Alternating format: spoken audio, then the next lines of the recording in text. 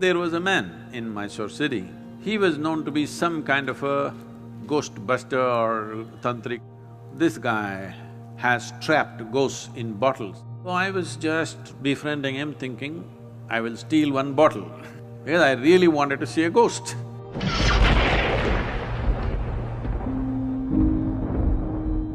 Sadhguru, you were talking about stories. So we were conversing and we were agreeing that when we were growing up, some of the best stories that we used to hear from family people or grandparents or friends, senior people, would be the ghost stories.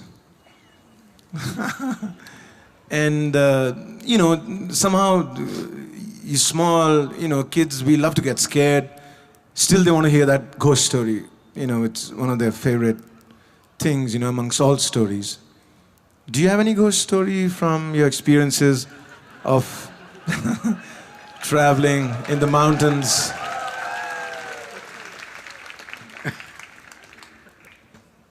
Wow this is really getting him into trouble See, the purpose of telling you ghost stories was not to scare you, but to give you a hair-raising experience. This happened in a barber shop in Louisiana state. The whole place was filled with all kinds of horror comics and ghost stories and all kinds of things, only that. No newspapers, no other magazines, only these things. So one day somebody asked the barber, said, why have you put your whole place with this kind of stories in your saloon? You don't have anything else, nothing about styles, about fashion, nothing, only ghost stories and horror stories, why? He said, see, for my profession, if somebody's hair is standing, it makes it much easier.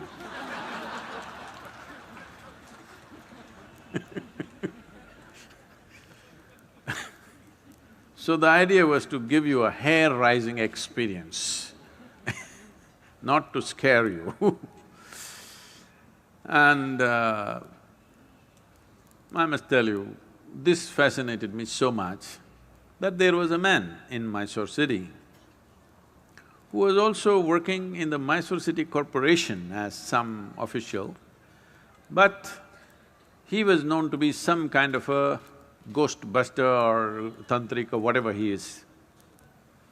So somebody told me, I was always looking for these kind of things, so somebody told me, this guy has trapped ghosts in bottles and kept it in his whatever, it's a shrine or a workshop or whatever you want to call it. So I want to go and that guy wouldn't allow us initially, but I was persistent and then he took me inside and he showed me lots of bottles. He said, in this there is this kind of a ghost, this is a woman, this is a man. I looked, I could not see a man or a woman, I all saw transparent bottles with corks. So I was just befriending him thinking, I will steal one bottle because I really wanted to see a ghost. Because I had heard so many things. So many things means unbelievable kind of stories. Well, it only made me more and more curious. It did not raise my hair nor scare me, but I became more and more curious. I had spent months on end, continuously every night, being in the cremation grounds, wanting to see. So people come, burn the dead, and when with firewood, when the dead bodies burn, it burns for 4, 5, 6 hours. People stay there for an hour or hour and a half and then they have other business to do. They will cry and they'll weep and they will go when it's still burning.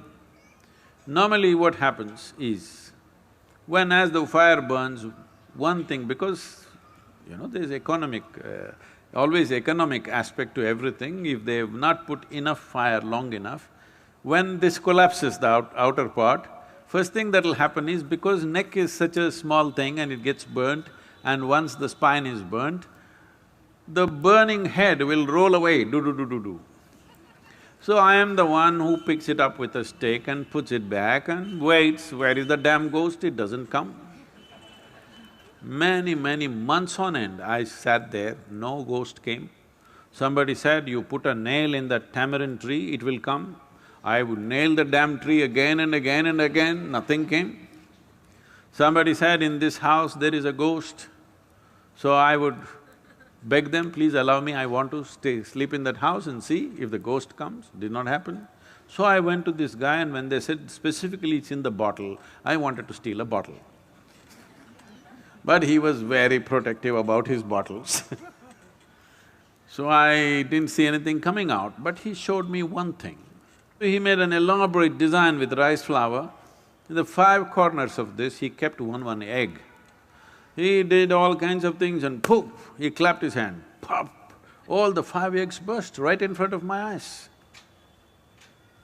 So, I thought, something. I don't know whether it's a ghost or it's a thing, whatever, but definitely he did not reach out to these five, he was standing away and all the five eggs burst. Then this was working on me, and I was walking in my house backyard, looking here and there. Then I saw guavas were hanging in the tree, the guava fruit. I looked at the fruit fell. I thought, what? I did it again and again, the fruit fell. Then I brought my friends and just, you idiots, watch this. Talk, fruit fell. They said, what? Not once, 5, 10 times I did so that it's not an accident.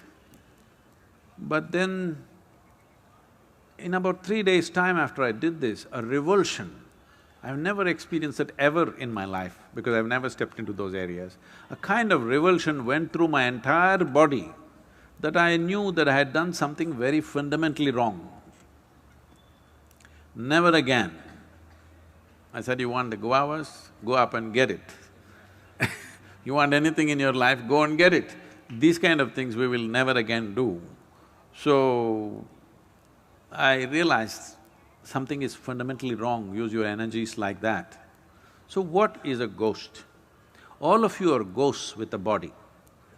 Those who are walking and sitting, everybody, you are ghosts with a body.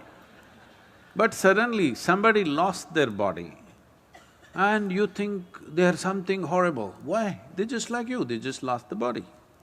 Is it true that you gathered the body over a period of time?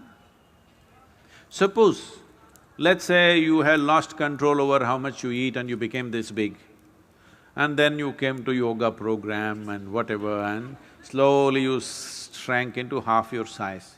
Does it mean to say half of you has become a ghost? Hello? So if somebody lost the body, 50, 60 kilograms of planet that we have picked up and made into this, if they put it back, is that a ghost? Then you are also a ghost with a body, isn't it? So this abnormal way of looking at life, that just because somebody lost their body, they've become something evil, something fearful, something terrible, is a very abnormal way of looking at life. The nature of life is such that whether… See, right now, this is something you must look at this, not intellectually, really experientially. You're breathing, all of you, are you? Hello? I'm just checking. Hello? You're breathing. So if you're breathing, let us say this was like a building or whatever, right now we are in the quadrangle kind of place. So there is life here that you're breathing. You may call it air, but it's actually life, because if I take away this will go. Yes? Your life will go. It's only in this transaction, life is happening, isn't it? So it's not just about air, oxygen, this, that. This is a living cosmos. You are like a little bubble, you captured a little bit of life. You know, did you blow soap bubbles when you were young at least?